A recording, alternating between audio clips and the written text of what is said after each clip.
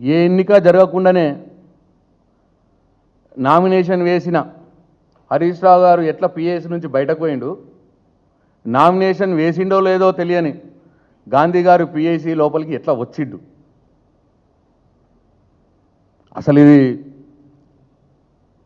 హరీష్ రావు గారిని ఎందుకు బయటకు పంపించినారు? ఆయన నామినేషన్ ఏమైంది? ఇంత అన్యాయంగా, ఇంత బుల్డోజింగ్గా హరీష్ రావు గారు ఉంటే మీకు ఏంది భయం?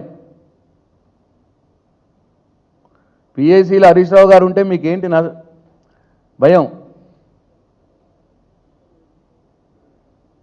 మీ దొంగ పనులని మేము చేసేది ఏం చేస్తాం? మీరేమన్నా పనులల్లో ఖర్చు పెట్టిన దాంట్లో తప్పొప్పులు ఉంటే దాన్ని ఎత్తి చూపి సలహాలు సూచనలు ఇస్తూ అసెంబ్లీకి నివేదిక ఇస్తాం. తద్వారా ప్రజాధనం దుర్వినియోగం కాకుండా ఉంటుంది.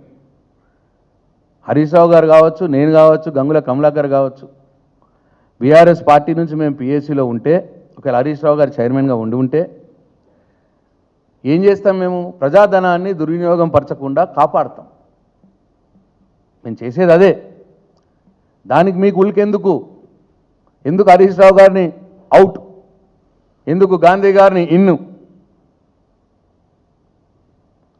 దీనికి సమాధానం చెప్పాలి.